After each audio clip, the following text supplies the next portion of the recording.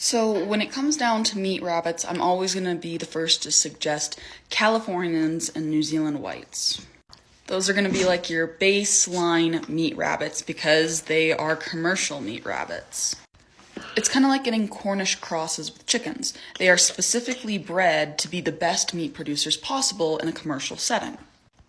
So, when you put them on your farm in a non-commercial setting, they still do extremely well producing meat because that's what they're used for. Now, if you're starting to get a little fancy and you want to go outside those realms of possibilities, I have so many options. You can try Rex rabbits, which are a favorite of mine because they have amazing fur, they have awesome colors, they make great 4-H projects and FFA projects. You can try silver foxes, which are sweet little babies in comparison to the first two rabbits I named, being Californians and New Zealand's. Silver foxes are so sweet, and they get almost as large as the Californians do. I'm also really enjoying my champagnes, and those are making wonderful meat rabbits, and they have a really great personality. I've also heard lops, like full-size lops, do well, but I've never owned lops before. They're just really cute to look at. So really what I'm saying, if you want a commercial type rabbit, go with your Californians or New Zealands. But if you have any medium to medium large size rabbit, to be honest, it would probably work for you. The question is, do you want to do something outside of raising meat? If you just want to raise meat, you might want to stick to just meat animals. But if you want to do something like show or pelts or something like that, there are other options as well. Just be warned, a lot of times Californians and New Zealands are buttheads and they're hard to handle just because they're flighty. Doesn't mean you can't work with them, but naturally they're just like that. Silver foxes, they're sweet little babies. Rexes, sweet little babies, easy to handle. So whatever you choose, good luck, do your research, and try to find good reputable lines so you don't have to put yourself back getting new lines later. You know, I'm getting ready to do my morning feed. I think I can do that. Alpha, Sadie, Solstice, Baby Buck, Chessie and Vanessa, Blue, who is molting, Barbosa, Mama and Babies, One, Moose Man, Belle, Penguin, Female Silver Fox Growouts, Choco Sammy, Cindy with her babies, New Baby Doe, Bucky, Strawberry, New Callie Doe, Stormy, the Growout Bucks, almost missed little Harlequin baby, 2, and the itty bitty babies. So inside we also have a giant Flemish cross and a lilac otter mini Rex, both of which are my daughter's pets. And they're perma pets. I am stuck with them forever. But yeah, that should be everyone. So I know most of you are here for my rabbit content, but I wanted to show you this perch, right? I got it for $15 on sale at Chewy.com, and I've created a monster. Rick does not want to leave the shower. He thinks it's fun. So I have a happy macaw, but my water bill is definitely going to go up. So if you're asking for an online site like a hatchery, like Meyer Farms or something like that, there isn't really something like that available. With that being said, if you Google local rabbit breeders in my area, you'll find a lot of websites of people that are close to you so that maybe you can meet up with them and get your rabbits. You can also check out the ARBA to see if they have any registered breeders for a certain breed you're looking for. There are Facebook groups that you can look into and ask questions about local breeders in your area. Or you can check out Craigslist. Careful on that last one, it can be a little sketchy. That doesn't mean that breeders aren't using Craigslist. I've used Craigslist before, and then I have also seen some of my breeder friends use Craigslist.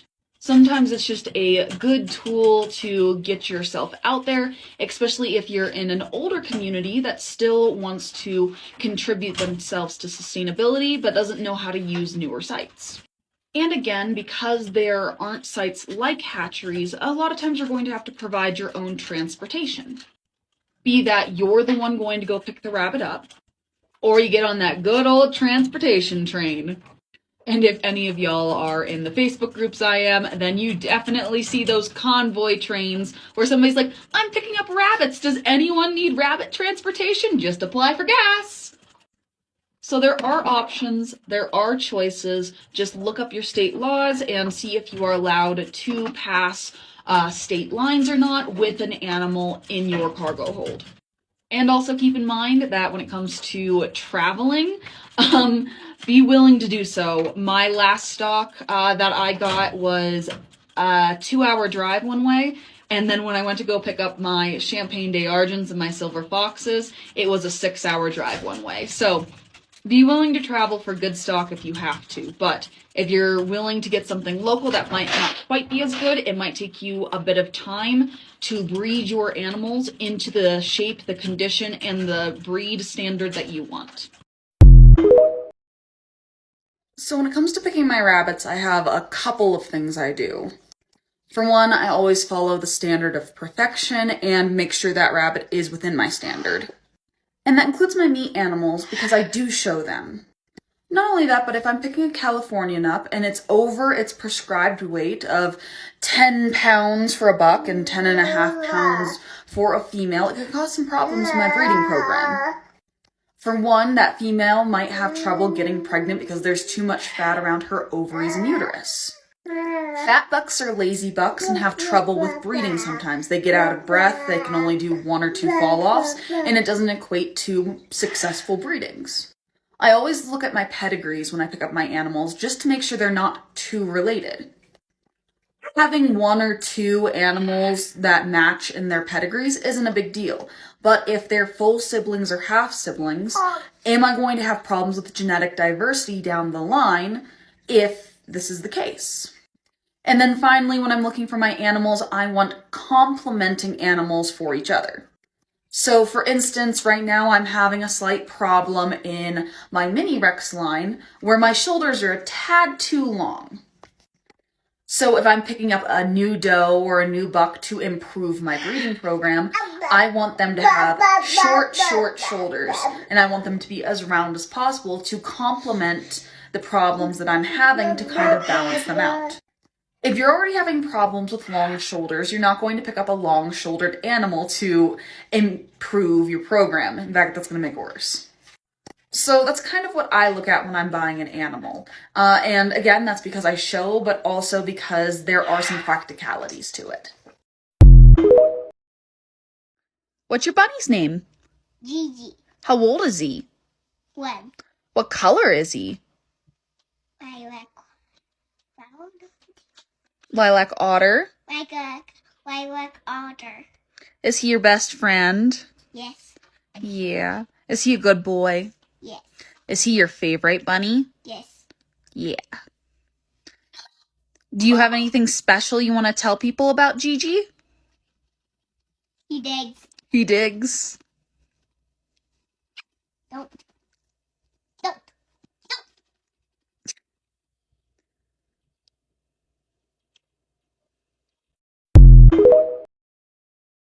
Y'all, I'm running late because we have a snowstorm coming in and I am just trying to get everything ready. But for this question, yes, we do trade other resources with homesteaders, and that's why the rabbits are so amazing. Last week we traded 25 quail for 6 rabbits. My sweet neighbor off to my right here had an old dehydrator that she no longer could use, so she gave it to me, and I just keep leaving eggs on her porch. In cartons, not like smashing them. So yes, trading in the homesteading world is extremely helpful, especially since a lot of people don't accept monetary items, right? They don't like money. But if you're like, hey, I have a dozen eggs for what you helped us with, or I have XYZ, it's definitely useful and helpful. And I definitely suggest trading if you aren't able to come up with, costs out of pocket. Talk to people, see what they find value in. So how do I go about pricing my rabbits? To be honest, it just kind of depends.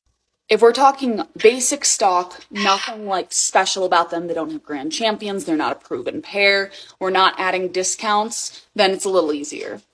My cheapest rabbits are my Rex rabbits, and they are $50 each, and that's because with the mini Rex, they're kind of just like smaller animals that most people only use for showing or like pet quality. Most of the time, I'm just selling them as show bunnies, or I am just eating them. But that's just because my obsession with mini Rex and blue-eyed whites shouldn't add to the pet population in animal shelters. So I'm gonna breed them, I'm gonna take care of them in the form of eating them if need be. But they are really big for my 4-H kids because they're easy to handle and they do really well in show. My next most expensive rabbit is our Californians, and that's just because they're a baseline meat rabbit. We sell them for about $80 a piece, and they do pretty well around here, but we don't sell many because that's like the main one we put in the freezer. My next bracket is my silver foxes and my Champagne des Argents. I sell those for $100 per animal. Silver foxes because they are rare and we are having trouble keeping our stock as we are breeding them for our own purposes, and then everyone else up here in the mountain really love them because of how well they do in the harsh winters. And then for the champagnes, I don't have very many of them, and I don't have very many litters a year of them. So a lot of times it's just a supply and demand thing because it is extremely hard to find Champagne des Argents in the area that I am in. And to be honest, every time I go to a show, I don't see them. I drove so far for these babies. And to be honest, I'm just trying to upkeep my stock. So maybe someday the price will come down on the champagnes, but for now, they're a really great meat rabbit and they're doing really great in my barn. So I don't want to underprice them and watch them go out the door too quick, I want people who actually like the breed, actually enjoy it, and actually are going to put time into perfecting the standard. Now, if we want to talk about like breeding trios, or we want to talk about what happens when I put titles on things, or if I've had them for longer, or that kind of thing, that's going to have to be a whole nother video because it's a lot, and those pricings can get a little convoluted at times. So this comment right here, you're absolutely correct. $80 for about 4 to 5 pounds of meat is expensive, but I'm not selling meat. I'm selling you a rabbit that has potential. I'm selling you a breeder. I am selling you a line. I am selling you something that has worked extremely well for me. You are paying for the time that I have spent on a litter, the time I have spent saying that this is the best that I can offer you and my time. But also, I don't breed for sales. I breed to put meat in my freezer and to do well at show. So when I sell to people and I have a wait list of 5, 6, 7 people, I might be able to fulfill the needs of one person on that wait list per litter because that is what I am willing to put my name on. So I can afford to have my prices that high. I can afford to tell people no, and that's perfectly fine with me. Now, there are some people where they do breed specifically for sales. They specifically breed to sell as many rabbits as possible for their program. And there's nothing wrong with that if that's the way you want to run your barn. But my sales are mostly to cover my feed costs. And if I don't cover my feed cost, I mean, it sucks, don't get me wrong. It'd be nice to earn a little bit of money. But at the end of the day, what I do it for is for my family. And if I can help somebody out along the way, be it through 4-H or one of my show friends or somebody who wants to get into meat rabbits, then that's a plus at the end of the day. So you are right. My rabbits are expensive. And that's okay. So I already answered this down in the comments, but I figured I could get a little more in depth here. So I don't breed any kind of giant types because they have really poor bone to meat ratio. Where they might get as big as one of my other meat rabbits in the same time, that doesn't mean that their meat is growing quite as fast. And before anyone says it, I'm not going to do any kind of crossbreeds for the whole mixed breed vigor. Because I know that that does help if you are into mixed breeds and if you're just doing for backyard meat providing and that kind of thing and you're not showing. If that works for you, great. I don't like New Zealand's. I'm sorry, I'm not into them. I can't stand them. I've always dealt with ones that are like mean or flighty or hard to handle, and I would prefer to have rabbits I enjoy instead of worrying about getting bit. I would prefer like a lot of different breeds. Like this guy right here, my moose man. He is a Champagne d'Argent, and he is just a chill guy who produces a good amount of meat. I prefer to have him who isn't going to bite me every time I put my hands into the cage. But again, if you like New Zealand's or you like a certain breed better or you enjoy even growing out your giants, that's perfectly fine. Do what works for you. But I do like what I raise more because of what I do besides just growing meat, and that is, showing and all of that. Picking the kids up from school, not driving. So on my YouTube channel, I'm covering common diseases, injuries, what they look like, how to treat them, and that kind of thing. And I would love to hear your input of what you would like me to cover over there. Are there diseases that you've never heard of before that you want to know more information about? Or do you have a problem currently in your rabbitry you're trying to fix? My most recent episode is up on sore hawks, so I would love to hear your input for the next one. Alright, so that's kind of up to you on what you can't or shouldn't breed. All rabbits are technically edible. With that being said, what is going to be best towards your goals? If you're not into fiber and brushing out your rabbits every day, Angoras might not be a good choice for you. And true, I do eat my mini Rex, but I also show them, and that's a byproduct of them. If you're not showing them, probably stay away from mini breeds for meat. I'd say it's more sustainable to just breed a meat rabbit such as a New Zealand white or a Californian that will give you a higher meat yield and just have fewer rabbits. Just like in most meat programs, I don't think purebred giants are the best ideas just because at the age that you would normally butcher out a meat rabbit, their bone to meat ratio kind of sucks. There are so many breeds recognized by the ARBA that might work for your program that don't work for mine. And I've seen a lot of people who suggest things other than the ones that I suggest because they live in drier climates than I do, or they live in hotter climates than I do, and they do well. One is the Tamuk. I think I'm pronouncing that right. Please, to the person who keeps bringing it up in my comments, please tell me how to pronounce that. But either way, do your research and figure out what works best for you and what's not going to work best for you. And good luck. So this app doesn't like when I show sensitive content, but I figured I'd just fill y'all in on what's going on this morning. I went out to the barn to go feed and check rat traps, and we had a snowstorm last night. It's been really warm the past couple of days, and it was a really bad cold snap, like really bad. And in one of the cages with litters, I found a frozen kit. So right now I am seeing if I can revive it.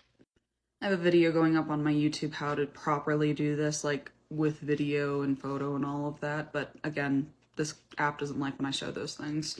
But basically the idea is you're gonna get a bowl of hot water and you're going to put the kit into a plastic baggie, but you don't zip the baggie up, you leave it open.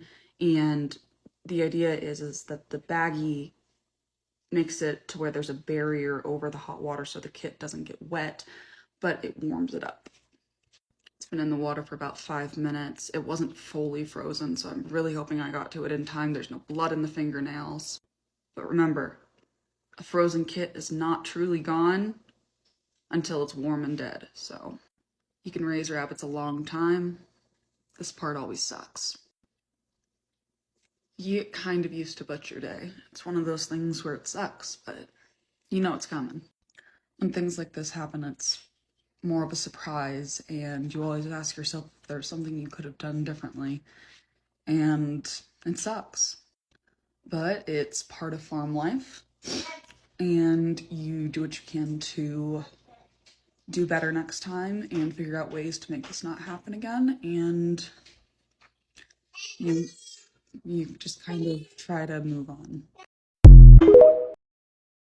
So it depends on your breeding program. In our breeding program, we normally breed our does 3 to 4 times a year.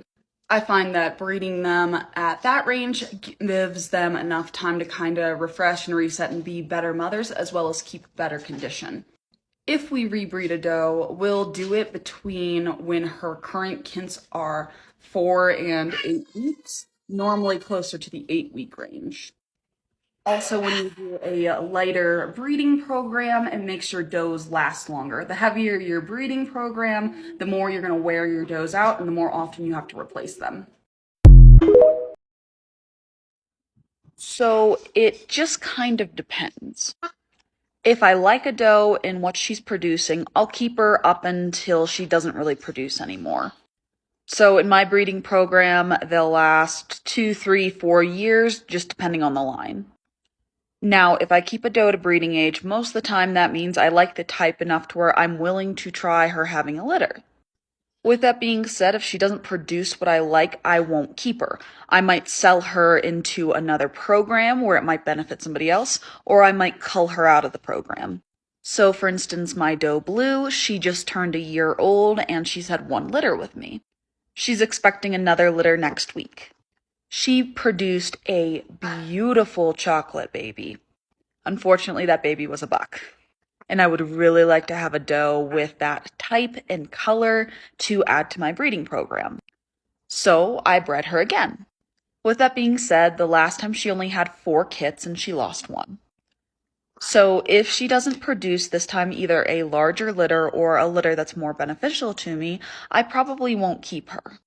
But she might benefit somebody else's program that doesn't mind having smaller litters or doesn't mind having a doe that doesn't produce what I want in my program because they have other needs. So when I go to sell her, she'll probably be about 1.5 years old. Still plenty of time for her to be useful to somebody else's breeding program. So the snowstorm has completely thrown me off my game today, and I have turned into a potato. So I figure answering a question about the summer, I can pretend like it's 80 degrees outside and we can all just pretend together. But anyway, I digress. When it comes to keeping animals cool in the summer in your barn, if you don't have access to air conditioning in your barn, which would be like an easy solution I wish we all had, I do have a couple of tricks. So you can take water bottles, like old water bottles, fill them up and freeze them in the freezer and let your rabbits lay on them. You can also, if you have the water bottles on the outside of the cages, freeze half of it so that it has this much ice in it and then put water over top of it. That way it's consistently cooling the rabbit off as they're drinking throughout the day. A portable fan in the barn that allows you to circulate air also helps. We'll also take cold water and put it on their ears, like the outsides of their ears, and what that does is help regulate their body temperature. And if you're really desperate in the summer to have more litters, it's normally your males that are going sterile. So what you could do in the summer is you could bring your boys into the house or the garage, or even if you're only choosing 1 breeding buck during the summer, bring it into the house where there's air conditioning or into the garage where it's cooler. Give it about 2 weeks and he won't be sterile anymore. I know it's kind of a weird trick, but it's along the same lines as take your doe for a car ride if they're not breeding. It's just one of those weird things that works.